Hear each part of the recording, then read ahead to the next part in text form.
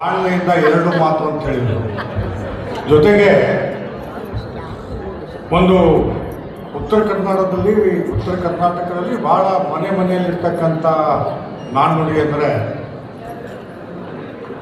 ಊಟದ ಸಮಯದಾಗ ಮಾತನಾಡಬಾರ್ದು, ಮನೆಗೆ ದೊಡ್ಡ ಮಗ ಆಗಿ ಹುಟ್ಟಬಾರ್ದು, ಜೊತೆಗೆ ಎಲ್ಲರ ಲಗ್ನಕ್ಕೆ ಹೋದಾಗ ಕಡಿ ಪಂಚ ಊಟ ಮಾಡಬಾರ್ದು. ಯಾಕಂದ್ರೆ ನಿಮ್ಗೆ ಏನು ಉಳಿದಿರ್ತದೆ ಅದು ತಿನ್ಬೇಕಾಗ್ತದೆ. ಈ ಹಸಿದು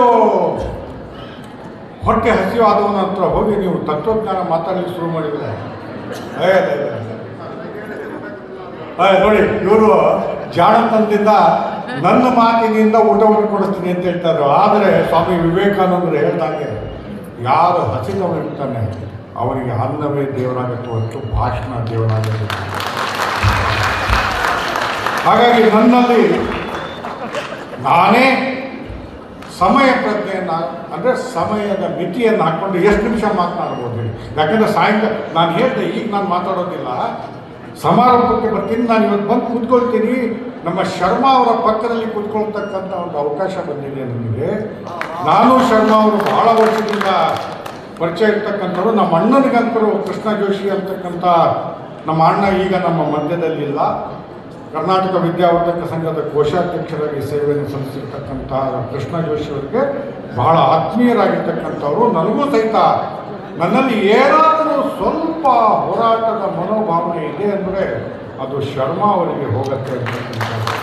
ಯಾಕಂದರೆ ನಾನು ಸಣ್ಣ ಹುಡುಗಿದ್ದಾಗಿ ನನಗೆ ನೋಡಿರ್ತಕ್ಕಂಥ, ಹಾಗಾಗಿ ಆ ದೃಷ್ಟಿಯಿಂದ ಬಂದಿರತಕ್ಕಂಥದ್ದು. ಎಷ್ಟೊಂದು 10 ನಿಮಿಷ ಮಾತನಾಡ್ಬೋದಾ? ಯಾಕಂದರೆ 1:15ಗೆ ಊಟ ಅಂತ ಹೇಳಿದ್ದಾರೆ, ಈಗಾಗಲೇ 1:15 ಆಗಿದೆ.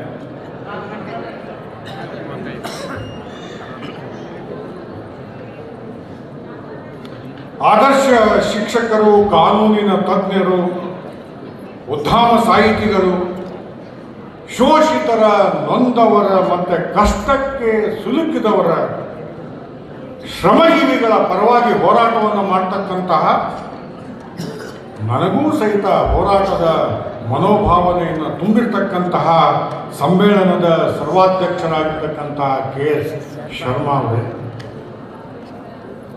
ಜಿಲ್ಲಾ ಕನ್ನಡ ಸಾಹಿತ್ಯ ಪರಿಷತ್ತಿನ ಅಧ್ಯಕ್ಷರಾಗಿರ್ತಕ್ಕಂಥ ಲಿಂಗರಾಜ್ ಅಂಗಡಿಯವರೇ,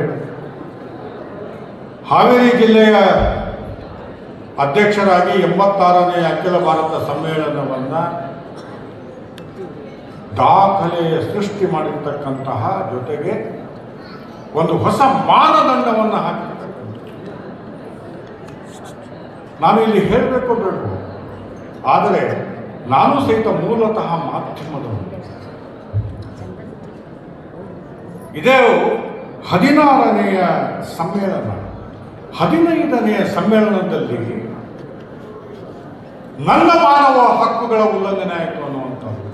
ನಾನು ಮಾಧ್ಯಮ ಮತ್ತು ಮಾನವ ಹಕ್ಕುಗಳ ಮೇಲೆ ಡಾಕ್ಟರೇಟ್ ಮಾಡಿರ್ತಕ್ಕಂಥವನು. ಹಾಗಾಗಿ ಇಲ್ಲಿ ನಾನು ಇಲ್ಲದೆ ಇರ್ತಕ್ಕಂಥ ಸಂದರ್ಭದಲ್ಲಿ 15ನೆಯ ಧಾರವಾಡ ಜಿಲ್ಲಾ ಸಾಹಿತ್ಯ ಸಮ್ಮೇಳನ ಆದಾಗ ನಾನು ಅದಕ್ಕೆ ಇವತ್ತು ನಾನು ಶರ್ಮಾ ಅವರಿಗೆ ಯಾಕೆ ನಾನು ಹೊಗಳ್ತೀನಿ ಅಂತಂದರೆ, ಹೋರಾಟಗಾರರು ನೇರವಾಗಿ, ಜೊತೆಗೆ ಬಹಳ ಮುಖ್ಯವಾಗಿರ್ತಕ್ಕಂಥದ್ದು ಮಾನವ ಹಕ್ಕುಗಳು ಇವತ್ತು ಅಡಿಪಾಯ ಆಗಿರ್ತಕ್ಕಂಥದ್ದು ಪ್ರಿನ್ಸಿಪಲ್ ಆಫ್ ನ್ಯಾಚುರಲ್ ಜಸ್ಟಿಸ್, ನೈಸರ್ಗಿಕವಾಗಿರ್ತಕ್ಕಂಥ ನ್ಯಾಯ.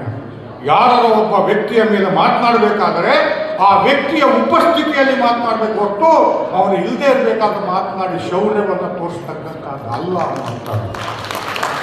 ಹಾಗಾಗಿ ನಾನು ಇಲ್ಲದೆ ಇರ್ತಕ್ಕಂಥ ಸಂದರ್ಭದಲ್ಲಿ ಆಗಿನ ಅಧ್ಯಕ್ಷರಾಗಿರ್ತಕ್ಕಂಥ ಕುರುಕುರೆ ಅವರು ಇದೇ ಸಮ್ಮೇಳನ, ಇದು ಸಮ್ಮೇಳನ ಕನ್ನಡ ಸಾಹಿತ್ಯ ಪರಿಷತ್ತು ಆಯೋಜಿಸಿರ್ತಕ್ಕಂಥ ಸಮ್ಮೇಳನ. ನಾವು ದುಡ್ಡು ಕೊಟ್ಟಿರ್ತಕ್ಕಂಥದ್ದು, ನಾವು ಆಹ್ವಾನವನ್ನು ಕೊಟ್ಟಿರ್ತಕ್ಕಂಥದ್ದು, ನಾವು ಆತಿಥ್ಯವನ್ನು ಕೊಟ್ಟಿರ್ತಕ್ಕಂಥದ್ದು, ಎಲ್ಲಕ್ಕಿಂತ ಹೆಚ್ಚಿನದಾಗಿ ನಿಮಗೆ ಗೌರವವನ್ನು ಕೊಟ್ಟಿರ್ತಕ್ಕಂಥದ್ದು. ಗೌರವದ ಜೊತೆಗೆ ನೀವು ಗೌರವ ಧನವನ್ನು ಸಹಿತ ತೆಗೆದುಕೊಂಡು, ಆದರೆ ಸಾಹಿತ್ಯ ಪರಿಷತ್ತನ್ನು ಟೀಕೆ ಮಾಡಿದ್ದೀರಿ. ಏನು ಆಧಾರ ಸಹಿತವಾಗಿರ್ತಕ್ಕಂಥದ್ದಾಗಿದೆ, ನಾನು ಒಪ್ಕೊಳ್ತಾ ಇದ್ದೆ. ಆಧಾರ ರಹಿತವಾಗಿರ್ತಕ್ಕಂಥದ್ದು ನಾನು ಅವತ್ತಿದ್ದರೆ ಅವತ್ತೇ ನಾನು ಉತ್ತರವನ್ನು ಕೊಡ್ತಾ ಇದ್ದೆ. ಯಾತಕ್ಕೆ ನಾನು ಹೇಳ್ತಾ ಇದ್ದೀನಿ ಅಂದರೆ, ಒಬ್ಬ ವ್ಯಕ್ತಿ ಇಲ್ಲದೆ ಇರ್ತಕ್ಕಂಥ ಸಂದರ್ಭದಲ್ಲಿ ಆ ಸಂಸ್ಥೆಯ ಬಗ್ಗೆ ಅಥವಾ ಆ ವ್ಯಕ್ತಿಯ ಬಗ್ಗೆ ಮಾತನಾಡ್ತಕ್ಕಂಥದ್ದು ಅಂದರೆ ಮೂಲಭೂತವಾಗಿರ್ತಕ್ಕಂಥ ಮಾನವ ಹಕ್ಕುಗಳ ಉಲ್ಲಂಘನೆ ಆಗಿರ್ತಕ್ಕಂಥದ್ದು ಅನ್ನೋದು. ಯಾಕಂದರೆ ಮಾನವ ಹಕ್ಕುಗಳು ಭಾರತದಲ್ಲಿ ಇವತ್ತು ನಾವು ಮಾನವ ಹಕ್ಕುಗಳ ಬಗ್ಗೆ ಬರ್ತೀನಿ. ನಾನು ಓದಿರ್ತಕ್ಕಂಥದ್ದೇ, ನಾನು ಡಾಕ್ಟರೇಟ್ ಮಾಡಿರ್ತಕ್ಕಂಥದ್ದೇ ಮಾನವ ಹಕ್ಕುಗಳು ಮತ್ತು ಮಾಧ್ಯಮ ಅನ್ನುವಂಥದ್ದು. ವಿಶ್ವದಲ್ಲಿ ಮಾನವ ಹಕ್ಕುಗಳ ಉಲ್ಲಂಘನೆ ಆಗಿರ್ತಕ್ಕಂಥದ್ದು ತಮಗೆಲ್ಲ ಗೊತ್ತಿದೆ. ವರ್ಲ್ಡ್ ವಾರಿಂದ ಪ್ರಾರಂಭ ಆಗಿರ್ತಕ್ಕಂಥ ಮಾನವ ಹಕ್ಕುಗಳ ಸಂಸ್ಥೆ ಉದ್ಭವವಾಗಿರ್ತಕ್ಕಂಥದ್ದು ಹುಟ್ಟಿರೋದೇ ಆ ಯುದ್ಧದ ಪರಿಣಾಮದಿಂದ. ಇದರ ಬಗ್ಗೆ ನಾನು ಹೆಚ್ಚಿಗೆ ಹೇಳೋದಿಲ್ಲ. ಈಗಾಗಲೇ ವಂಟಗುಡಿ ಅವರು ಹೇಳಿದ್ದಾರೆ, ಮಾನವ ಹಕ್ಕುಗಳ ಆಯೋಗದ ಸದಸ್ಯರಾಗಿದ್ದಾರೆ.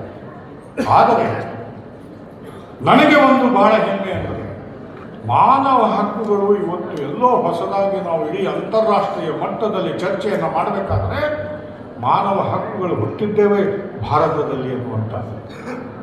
ನನಗೆ ಒಂದೇ ಒಂದು ಹೇಳಬೇಕಂತಕ್ಕಂಥ,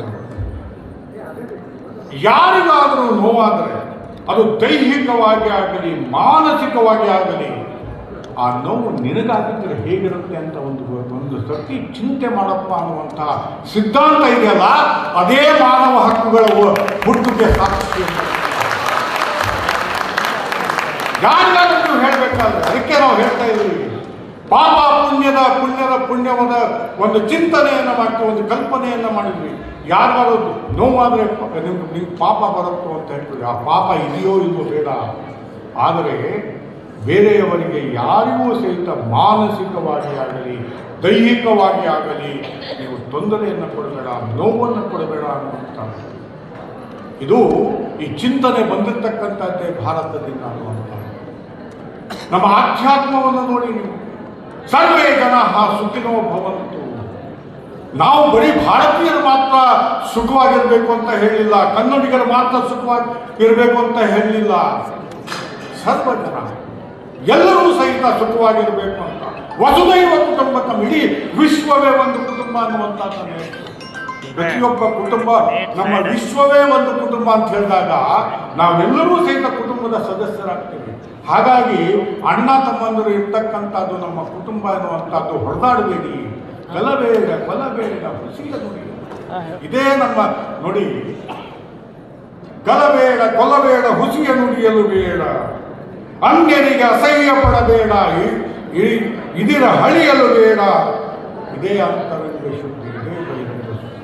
ಇಲ್ಲಿ ನಿಮಗೆ ಸಹಿತ ಅಲ್ಲಿ ಹೇಳಬೇಕಾಗಿರುತ್ತೆ, ಯಾರಿಗೂ ನೋವು ಮಾಡಬೇಡ ಅನ್ನುವಂಥದ್ದೇ ಮಾನವ ಹಕ್ಕುಗಳ ಉದ್ದೇಶ ಅಂತಕ್ಕಂಥ. ಇದನ್ನು ನಮ್ಮ ಬಸವಣ್ಣನವರು ಹೇಳಿದರು.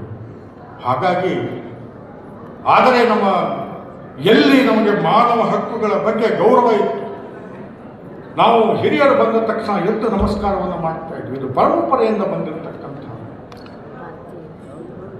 ನಮಗೆ ನಮ್ಮ ತಂದೆ ತಾಯಿಗಳು ಕಲಿಸ್ತಾ ಇರ್ತಕ್ಕಂಥ, ಯಾರಾದರೂ ಹಿರಿಯರು ಬಂದ ಎದ್ದು ನಿಂತು ಗೌರವವನ್ನು ತೋರಿಸಿ ಅಂತಕ್ಕಂಥ. ಇವತ್ತು ಈ ಮೌಲ್ಯಗಳೆಲ್ಲವೂ ಸಹಿತ ಕಡಿಮೆ ಆಗ್ತಾ ಇದೆ. ನಾವು ಕುಟುಂಬದಲ್ಲಿರ್ತಕ್ಕಂತಹ ಸದಸ್ಯರ ಜೊತೆಗೆ ಹೇಗೆ ಮಾತನಾಡಬೇಕು ಅನ್ನುವಂಥದ್ದನ್ನು ಸಹಿತ ನಮ್ಮ ಶಿಕ್ಷಣ ಹೇಳ್ಕೊಡ್ತಾ ಇತ್ತು. ನಮ್ಮ ಶಿಕ್ಷಣ ಅಂತಹ ಮೌಲ್ಯಾಧಾರಿತವಾಗಿರ್ತಕ್ಕಂತಹ ಶಿಕ್ಷಣ ಇತ್ತು. ನಾನು ಬಹಳ ಹೆಮ್ಮೆಯಿಂದ ಗೌರವದಿಂದ ಹೇಳ್ತೇನೆ, ಇವತ್ತೇನಾದರೂ ನಾನು ಜೀವನದಲ್ಲಿ ಒಂದು ಸ್ವಲ್ಪ ಏನಾದರೂ ಸಾಧನೆಯನ್ನು ಮಾಡಿದ್ದೀನಿ ಅಂದರೆ, ಸಾಧನೆಯನ್ನು ಮಾಡಿಲ್ಲ, ಆದರೆ ಎಲ್ಲೋ ಒಂದು ಕಡೆ ಬೇರೆಯವರನ್ನು ನೋಡಿದಾಗ ನಾನು ಭಿನ್ನವಾಗಿದ್ದೀನಿ ಎನ್ನುವಂತಹ ಆ ಮನೋವೃತ್ತಿಯನ್ನು ನನಗೆ ಚಿಕ್ಕವನಿಂದಲೇ ಹಾಕಿರ್ತಕ್ಕಂಥದ್ದು ನನ್ನ ಪ್ರಾಥಮಿಕ ಶಾಲೆ ಕೆ ಬೋರ್ಡ್ ಹೈಸ್ಕೂಲ್ ಅಂತಕ್ಕಂಥ.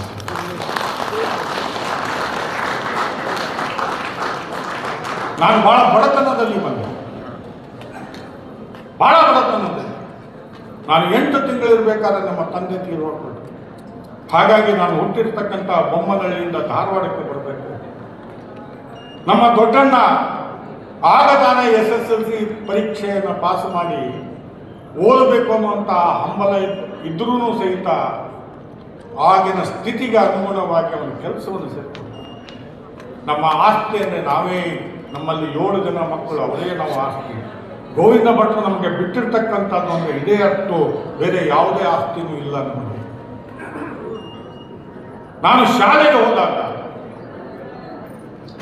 6-7 ತಿಂಗಳು ಶಾಲೆಯ ಫೀಸನ್ನು ಕೊಡದೇ ಇರ್ತಕ್ಕಂಥ ಸಂದರ್ಭದಲ್ಲಿ ಇಲ್ಲ ತಂದೆಯನ್ನು ಕಳ್ಕೊಂಡಿರ್ತಕ್ಕಂಥ ಮಗ ಇದು ಹುಡುಗ ಇವನು, ಹಾಗಾಗಿ ಅವ್ರಿಗೆ ಆದಾಗ ಕೊಡಲಿ ಎನ್ನುವಂಥ ಮನೋಭಾವನೆ ಇತ್ತಲ್ಲ ಆಗಿನ ಶಿಕ್ಷಕರಿಗೆ, ಈಗೇನಾದ್ರು ಇದ್ದರೆ ನನ್ನನ್ನು ವಾಪಸ್ ಕಳಿಸ್ಕೊಡ್ತಾ ಇದ್ರು ಅಂತ, ನಾನು ರೋಡಲ್ಲಿ ಇರ್ತಾ ಇದ್ದೆ ಅನ್ನುವಂಥ ಒಂದು ಘಟನೆ ನಾನು ಹೇಳಿದೆ.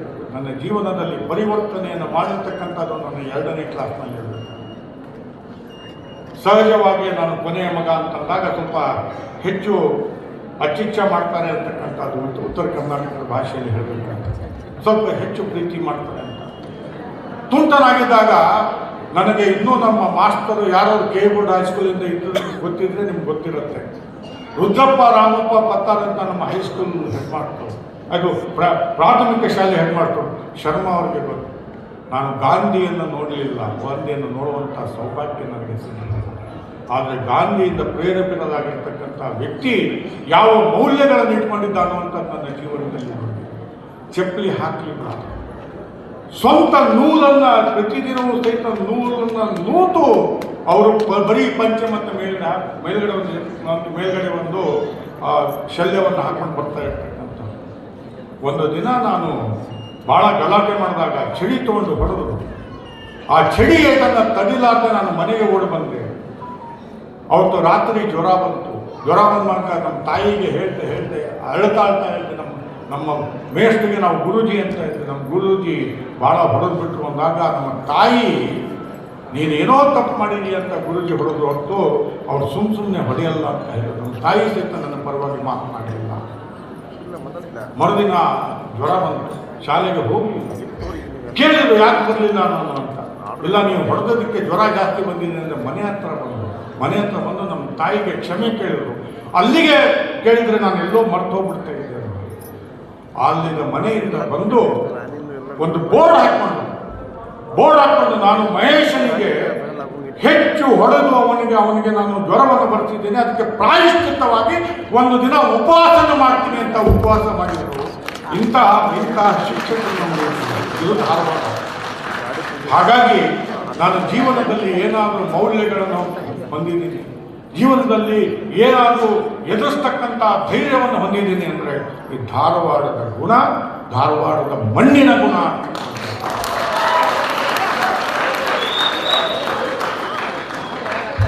ಕೆಲವು ಮಾತೃಭಾಷೆ ಆದರೂ ಬೇಂದ್ರೆಯವರ ಗರಡಿಯಲ್ಲಿ ಬೆಳೆದಿರ್ತಕ್ಕಂಥವರು ಶರ್ಮಾ ಅವರು.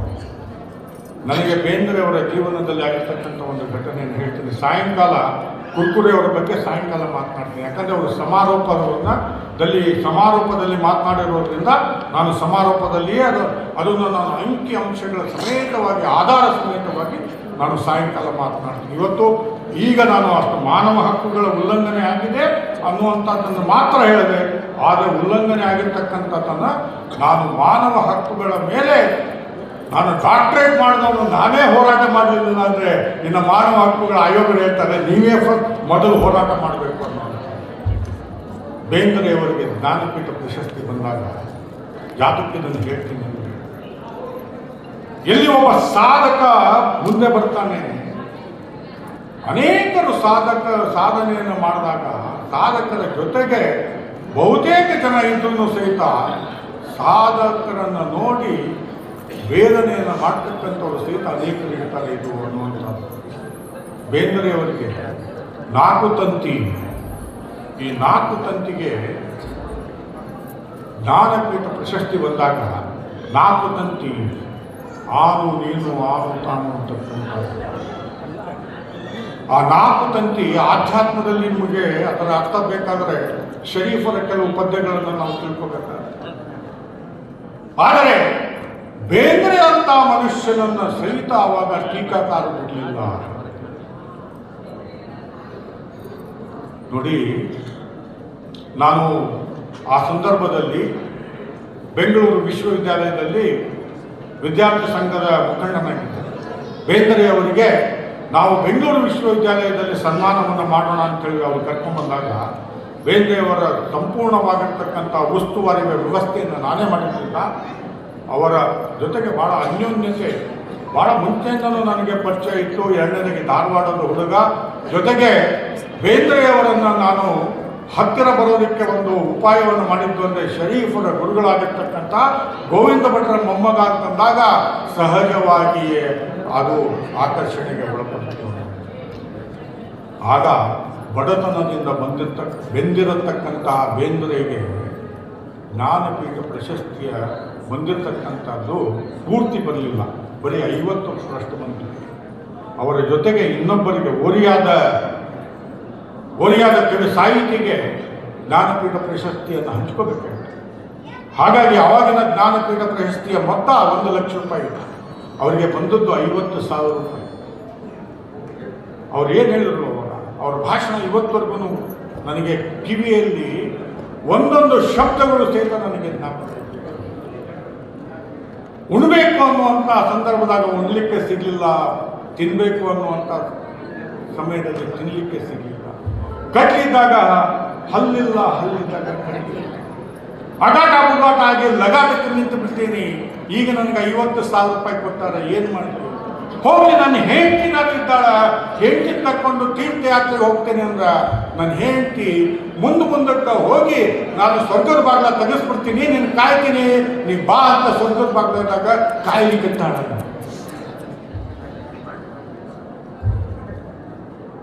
ಇಂತಹ ಬಡತನದಿಂದ ಬಂದು ಈ ಮಾತುಗಳನ್ನು ಹೇಳಿದಾಗ ಪ್ರತಿಯೊಬ್ಬರ ಕಣ್ಣಲ್ಲಿಯೂ ಸಹಿತ ನೀರನ್ನು ನಾನು ನೋಡಿರ್ತಕ್ಕಂಥ ಅಂತಹ ಬೇಂದ್ರೆಗೆ ಅವರ ಸಾಧನೆಯನ್ನು ನೋಡಿ ಸಹಿಸಲಾದಂತಹ ವ್ಯಕ್ತಿಗಳು ಇವರಿಗೆ ಒಂದೊಂದು ತಂತಿಗೆ 12,500 ರೂಪಾಯಿ ಬಂತು ಅಂತ ಹೇಳಿ. ಎಷ್ಟು ಜನಕ್ಕೆ ಇದು ಗೊತ್ತಿದೆಯೋ ಗೊತ್ತಿಲ್ಲ. ಯಾಕಂದರೆ ಯಾರು ಸಾಮಾಜಿಕ ಜೀವನದಲ್ಲಿದ್ದಾರೆ, ಯಾರು ಬದಲಾವಣೆಗಳನ್ನು ಮಾಡಬೇಕು ಅಂತ ಇದ್ದಾರೆ, ಅವರು ಟೀಕೆಗಳನ್ನು ಎದುರಿಸ್ತಕ್ಕಂಥದ್ದು ಬಹಳ ಸ್ವಾಭಾವಿಕ ಅನ್ನುವಂಥದ್ದು. ಹಾಗಾಗಿ ಕುರ್ಕುರೆ ಅಂತವ್ರು ಅನೇಕರು ಮಾತನಾಡಿದ್ರು ಸಹಿತ ಅದನ್ನು ಎದುರಿಸ್ತಕ್ಕಂಥ ಸಾಮರ್ಥ್ಯ ಹೊಂದಿದೆ.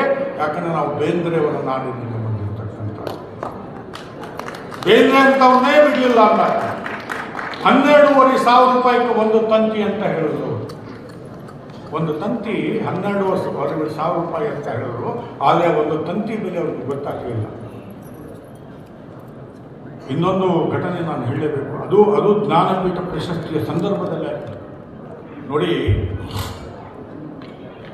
ಜ್ಞಾನಪೀಠ ಪ್ರಶಸ್ತಿ ಬಂದ ತಕ್ಷಣವೇ ಧಾರವಾಡದಲ್ಲಿ ಅವರಿಗೆ ಒಂದು ಸನ್ಮಾನವನ್ನು ಮಾಡ್ತಾರೆ. ಆ ಸನ್ಮಾನವನ್ನು ಮಾಡಿದಾಗ ಬಹಳ ಮಂದಿ ಗೊತ್ತಾಗಿರೋದಿಲ್ಲ, ಬಹಳ ಕಡಿಮೆ ಬಂದಿರ್ತಾರೆ. ಆಗ ಒಬ್ಬ ಪತ್ರಿಕಾ ವರದಿಗಾರ ಅವನಿಗೆ ಟೀಕೆ ಮಾಡಬೇಕು ಅಂತ ಹೇಳ್ಬಿಟ್ಟು, ಏನು ಬೇಂದ್ರೆ ಅವರೇ ನೀವು ಮಾತೆತ್ತಿದ್ರೆ ಧಾರವಾಡ ಅಂತೀರಿ. ಅವನು ಧಾರವಾಡವನ್ನು ಆಗಿರೋದಿಲ್ಲ, ಬೇರೆ ಊರಿಂದ ಬಂದಿರ್ತಾರೆ. ಧಾರವಾಡ ಅಂತ ಹೇಳ್ತೀರಿ. ಧಾರವಾಡ ನನ್ನ ಜನ್ಮಭೂಮಿ, ನನ್ನ ಕರ್ಮಭೂಮಿ, ನಂದು ಆ ಭೂಮಿ ಈ ಭೂಮಿ, ಸಾಧನಕೆರೆ ಭಾರತ ಸಾಧನಕೆರೆಗೆ ಅಂತ ಇಲ್ಲೆಲ್ಲ ಹೇಳ್ತೀರಿ. ನಿಮಗೆ ಜ್ಞಾನಪೀಠ ಬಂದಾಗ ಎಷ್ಟು ಮಂದಿ ಬಂದಾರ ನೋಡ್ರಿ ಅಂತ. ಆಗ ಬೇಂದ್ರೆಯವರು ಎದ್ದು ಹೇಳ್ತಾರೆ, ರೇ ಹುಚ್ಚ, ಸಾಹಿತ್ಯಿಕವಾಗಿರ್ತಕ್ಕಂಥ ಮೌಲ್ಯಾಧಾರಿತವಾಗಿರ್ತಕ್ಕಂಥ ಸಾಂಸ್ಕೃತಿಕವಾಗಿರ್ತಕ್ಕಂಥ ಕಾರ್ಯಕ್ರಮದಲ್ಲಿ 1,00,000 ಮಂದಿ ಬರೋದಿಲ್ಲ, 1,00,000 ಕೊಟ್ಟು ಕೇಳೋ ಮಂದಿ ಬರ್ತಾರೆ.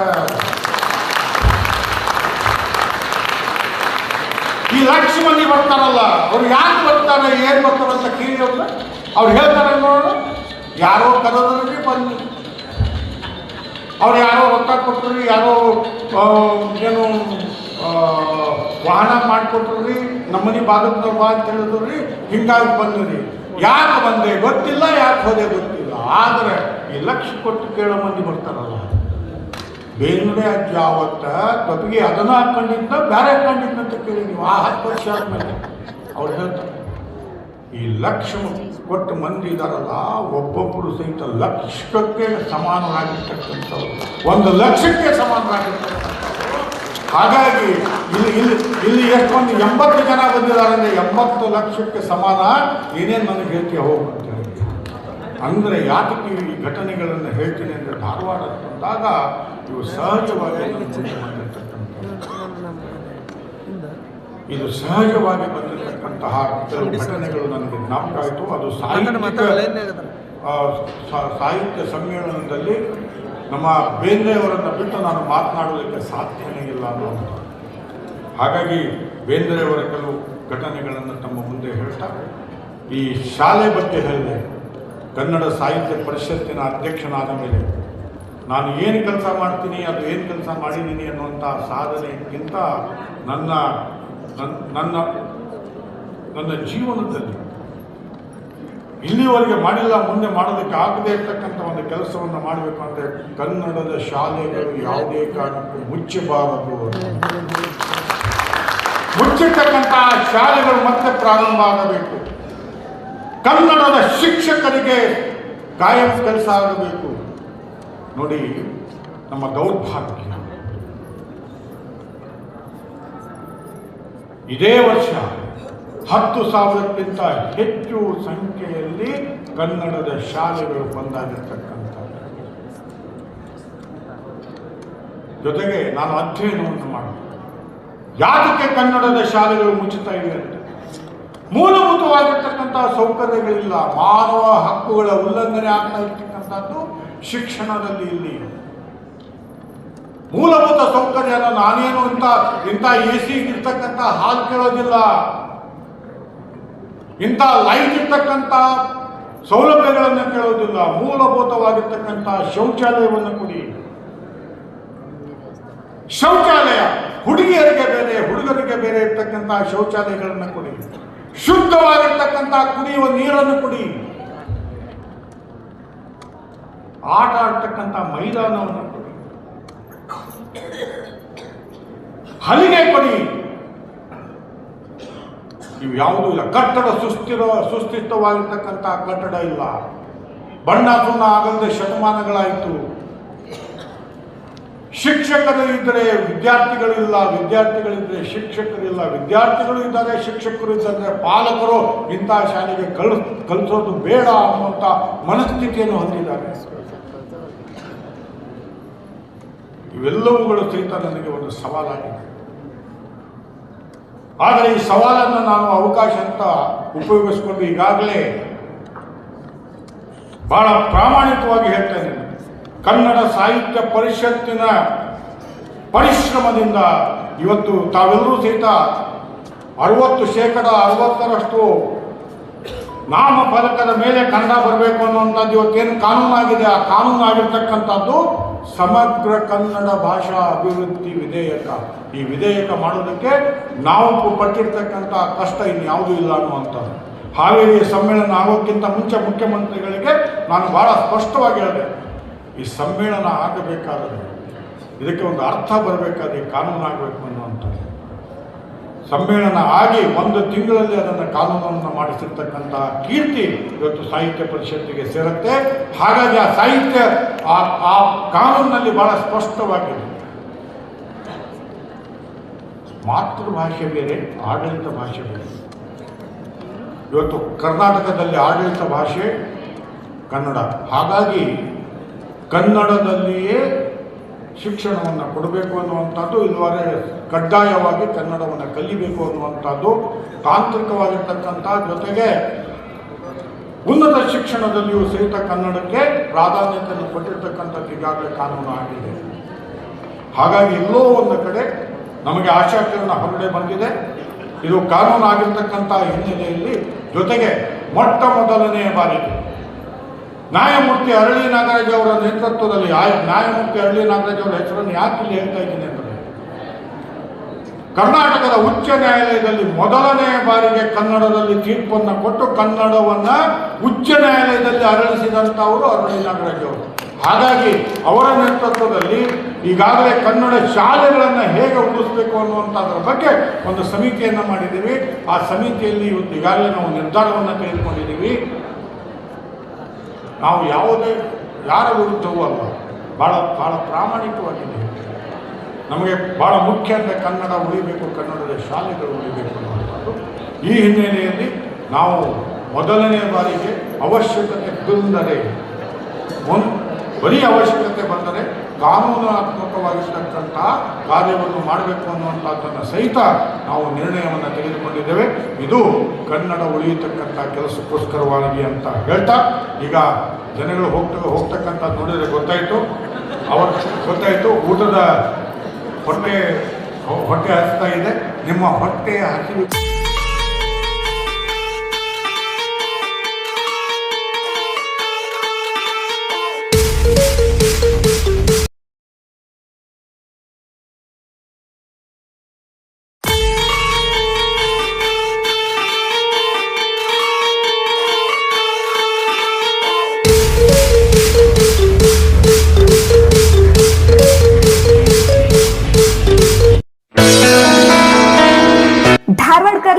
function hall, perfect selection for a lifetime relation. Dharwadkar Lawn Hall, good and beautiful hall. Let's celebrate your parties and events. Dharwadkar Lawn Hall, modern icon and luxurious venue, wedding events, engagement ceremony, birthday parties, school and college events or other events. Enjoyable atmosphere with high-tech security, parking available, memorable most visit Dharwadkar Lawn Hall near Patrapajja Mata, Yadwad Road, Dharwad. Contact 944-8359-741, 988-6391-733. ಗ್ರಾಹಕರೇ, second hand ವಾಹನ ಬೇಕಾ? Car ಮತ್ತು bike ಬೇಕಾದರೆ national auto ಕನ್ಸಲ್ಟೆಂಟ್ಗೆ ಭೇಟಿ ನೀಡಿ. National auto consultant 20 ವರ್ಷಗಳಿಂದಲೂ ಗ್ರಾಹಕರಿಗೆ ಉತ್ತಮವಾದ ವಾಹನವನ್ನ ನೀಡುತ್ತಾ ಯಶಸ್ವಿ ಹಾದಿಯಲ್ಲಿ ಸಾಗಿದೆ. ಇಲ್ಲಿ ಎಲ್ಲ ತರಹದ ಸೆಕೆಂಡ್ ಹ್ಯಾಂಡ್ ಬೈಕ್ ಮತ್ತು ಕಾರುಗಳು ಸಿಗುತ್ತದೆ. ವಿಶೇಷವೇನೆಂದರೆ ಲೋನ್ ಮೂಲಕವೂ ವಾಹನ ಖರೀದಿ ಮಾಡಬಹುದು. ಪ್ರತಿ ಭಾನುವಾರ ಮೇಳ ಇರುತ್ತದೆ. ನಿಮಗೆ ಸೆಕೆಂಡ್ ಹ್ಯಾಂಡ್ ವಾಹನ ಬೇಕಾದರೆ ಮತ್ತು ಎಕ್ಸ್ಚೇಂಜ್ ಮಾಡಬೇಕಾದರೆ ನ್ಯಾಷನಲ್ ಆಟೋ ಕನ್ಸಲ್ಟೆಂಟ್ಗೆ ಭೇಟಿ ಕೊಡಿ. ನೀವು ಭೇಟಿ ನೀಡಬೇಕಾದ ಸ್ಥಳ old DSP circle, BSL office near KC park, Dharwad. Mobile ಸಂಖ್ಯೆ 7348821313 9008447288. ಈ ನಂಬರ್ಗೆ ಹೆಚ್ಚಿನ ಮಾಹಿತಿಗಾಗಿ ಸಂಪರ್ಕಿಸಬಹುದು.